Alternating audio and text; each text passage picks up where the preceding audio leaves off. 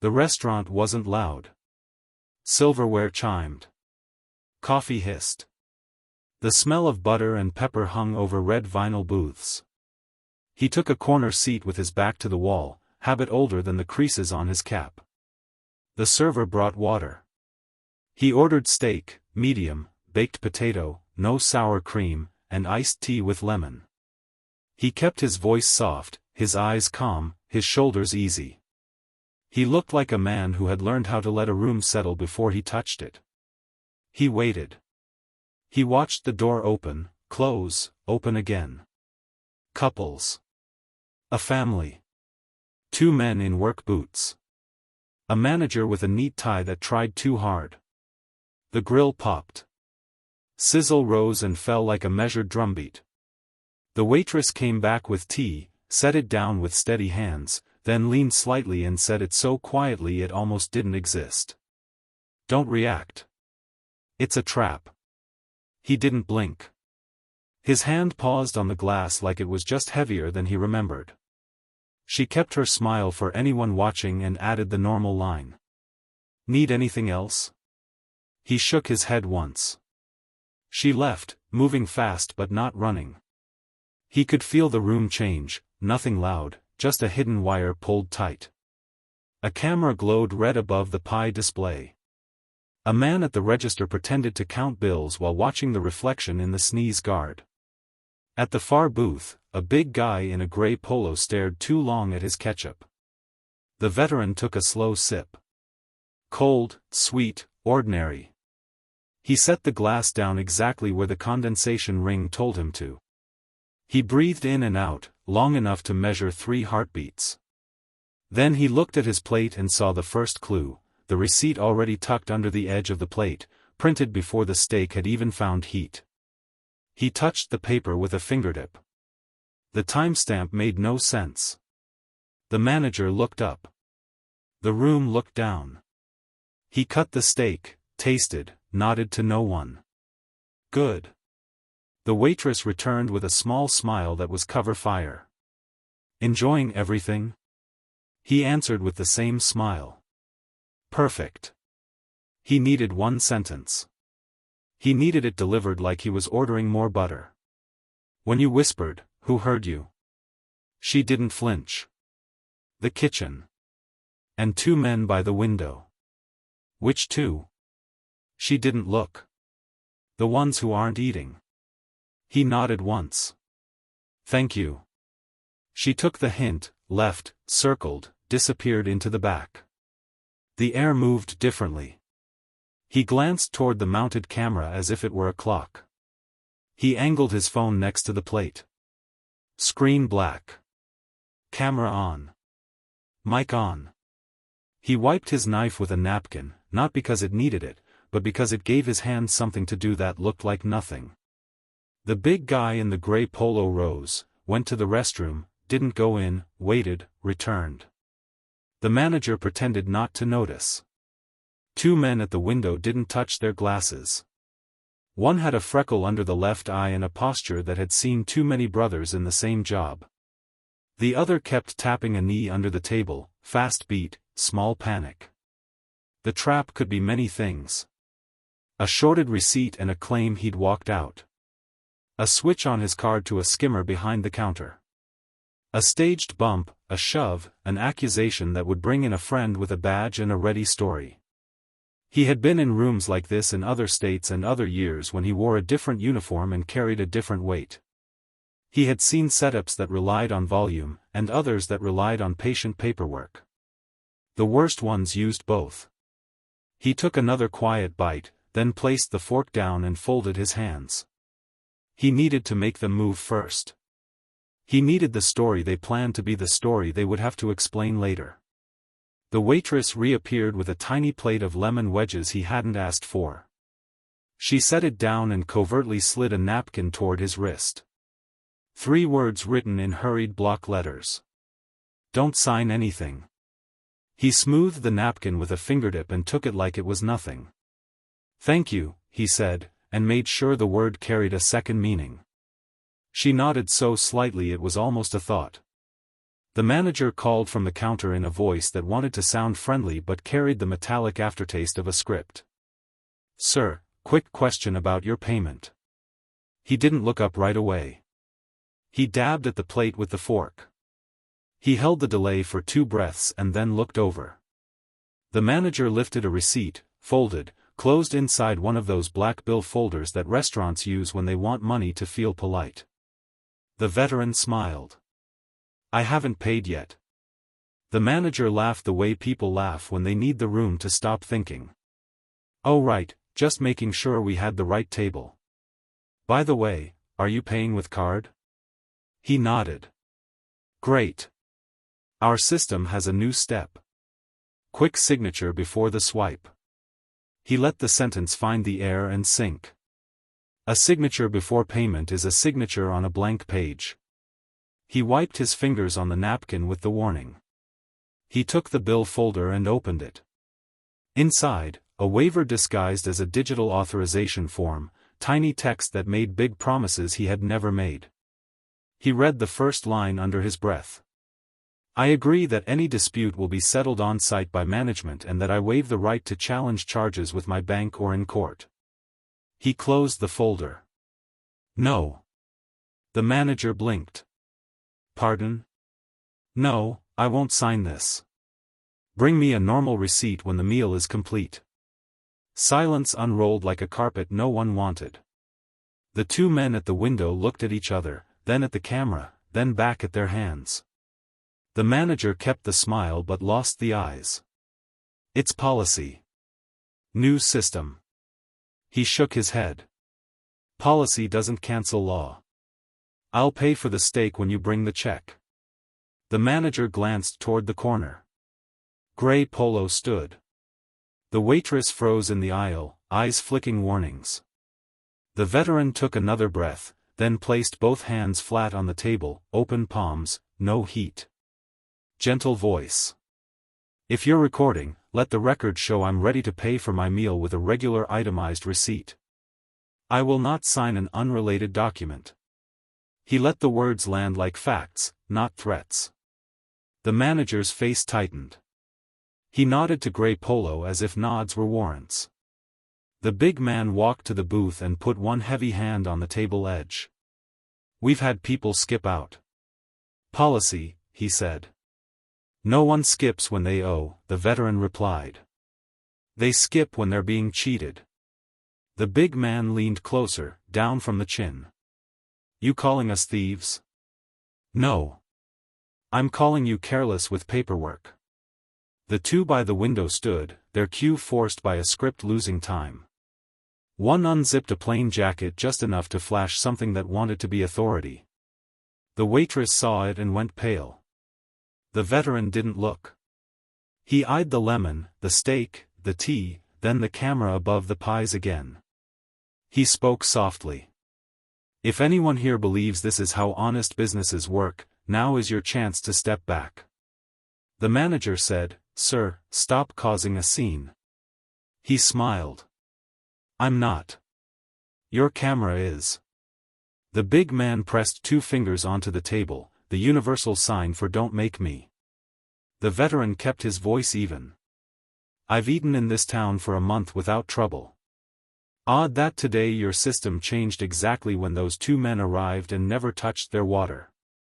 The manager pretended confusion. The veteran continued. "Here's how this goes.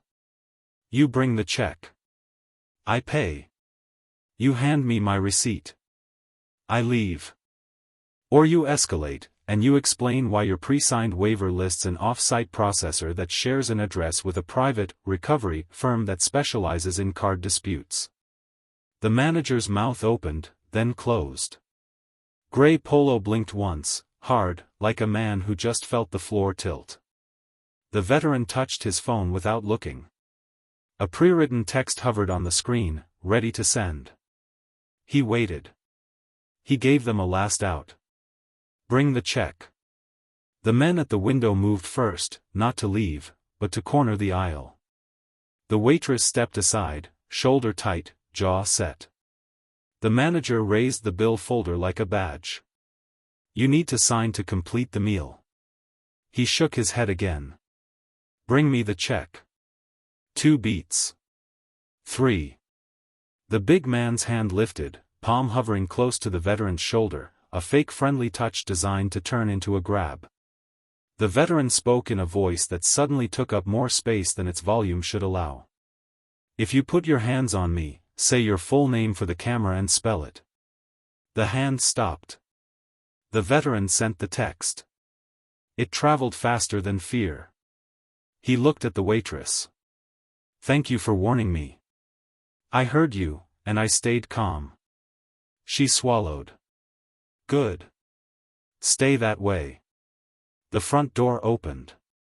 A couple entered and stopped, sensing heat in the air that didn't match the smell of butter and onions. The veteran folded the napkin and placed it into his pocket. He addressed the room without raising his voice. I'm going to pay for what I ate. Then I'm going to leave. If anyone here believes they can turn that into something else, you're about to meet people who disagree. The manager scoffed, but it sounded like a cough. What people? The door opened again. 2 plain sedans parked outside, no sirens, no flash. 2 officers and a woman in a simple navy windbreaker walked in like rain that had been invited. Afternoon, she said. Health and Consumer Protection. We received a complaint about unlawful pre-authorization forms and tampered POS equipment. The camera red light blinked like it remembered its job. The manager tried to smile. We're busy now. Come back later. We'll stay, she replied, already looking at the register wiring, then the ceiling camera, then the bill folder in his hand. Sir, is that a signature request prior to itemized billing? He started to answer twice and chose silence. The veteran kept his hands visible. The big man in the polo found a very sudden interest in the floor tile pattern. The 2 by the window sat, then stood, then sat again, the choreography of a script that had lost its stage directions. The woman in the windbreaker nodded to her partner, who produced a small device and scanned near the card reader. He looked up. Skimmer present. The restaurant forgot to be noisy. The woman turned to the waitress. Who instructed you to ask for signatures before payment? The waitress's voice shook, then steadied. The manager. He said it was a new policy this week. The woman faced the manager. Where did you get the forms? The manager didn't answer. The big man did. A guy brought them. Said they protect us from chargebacks. He told us to make it routine. The woman's partner held up the scan result. Device logs show forwarding to a third-party server during pre-signature capture. That's identity data, not a meal receipt. The veteran finally spoke, still calm. May I pay for my steak now? The woman nodded. Of course. Standard itemized bill, no extra forms. The waitress stepped in with relief and brought a normal check in seconds. He placed cash on the tray. Fair tip. He folded the receipt. He stood slowly, letting the chair's feet scrape a small, honest sound into the tense room. The windbreaker woman turned to the manager. We'll be reviewing your footage, devices, and paperwork. If you've been coerced by an outside contractor, now is the time to tell us their name. The manager's shoulders sagged. He said a name that made the woman nod like she'd heard it in other towns. We'll talk more in the back, she said. The veteran looked at the waitress. Thank you. She shook her head. Thank you for not reacting. He smiled. The trick is never to give them the scene they need. He walked toward the door. The big man stepped aside. The 2 by the window stared at the salt shaker as if it were complicated. Outside, daylight felt cleaner. He paused under the awning. The woman in the windbreaker joined him for a moment. You always this composed? He shrugged. I've had practice. She studied him. You knew exactly what they were doing. He gestured back toward the window camera. They did, too. She nodded once. "We'll be in touch." He tipped his cap and stepped into the day. He didn't go far. He circled the block and watched from across the street while the investigation moved like quietly closing hands.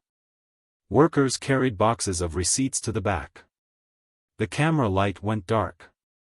Gray Polo made a phone call, paced, hung up, paced again, then sat with both hands flat, finally understanding that stillness can be heavier than muscle. He texted the number that had brought help, a contact who never needed a name attached. "All set." The reply came back quick. "You did fine."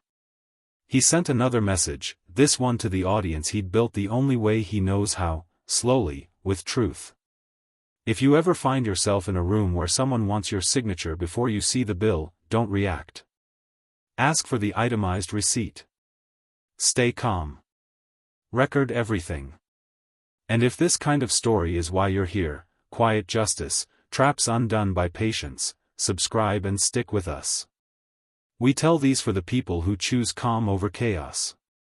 He pocketed the phone and took the long way home, the route where the trees throw shade onto the sidewalk and the world remembers how to breathe. Later, he sat at his kitchen table, receipt placed neatly beside his keys. He wrote down what happened while the details were still sharp, the 3 words on a napkin, the timestamp on a pre-printed bill, the way the manager's smile peeled off when Law touched the register. He wrote about the waitress's hands and the camera above the pies and the odd quiet that fills a room when a plan runs out of road. He folded the paper, slid it into a folder marked with dates and nothing else. He brewed coffee. He watched the steam drift like a memory and thought about other traps he'd seen. Some had uniforms. Some had invoices. All needed someone to explode on cue. He had learned long ago to never audition. The call came just before dusk. The woman in the windbreaker. "We seized the device and the forms. The contractor you hinted at has been on our radar. Your footage was clean." He thanked her and didn't ask for more. He didn't need more. He needed quiet. After the sun went down, he returned to the restaurant once, not as a customer, just a shadow on the sidewalk. The windows showed a different place, staff talking softly, manager listening instead of directing, the camera angle changed to show tables rather than faces. The waitress saw him through the glass and raised a hand. He raised his back and kept walking, a small exchange that weighed more than any apology. He slept lightly and woke before dawn. He brewed another pot and sat by the window while the street lifted itself into the day. A neighbor waved. He waved back. He looked at the receipt again, not because he needed to, but because paper sometimes needs to know it's been seen. He thought of the whisper. "Don't react. It's a trap." He smiled. Good advice for a dozen parts of life. He opened the back door and stepped into the early air. The world smelled like cut grass and wet concrete. Somewhere a train horn pulled a long, forgiving line across the morning. He stood there for a time that didn't need counting, then returned inside and recorded one last message, a promise to anyone who has ever felt a room close around them. If they need you to explode to make the story work, don't give them the story. Ask for the receipt. Ask for the name. Ask for the law. Stay calm until the trap has to speak. And if this voice helps you keep your voice, stick around. We're building a place where whispers are warnings, calm is armor, and truth, even when quiet, is heavier than any stage. He ended the recording. He set the phone down. He let the house be a house, warm, ordinary, safe. Somewhere, the restaurant sign flickered back on for the evening crowd, but inside the wiring was different. Policy had learned to read the law. The camera watched honestly. The waitress carried plates without fear. And the veteran, eating somewhere else by choice, tasted butter and pepper and nothing bitter, then nodded once to no one at all, a small salute to a day that did not become what it wanted to become.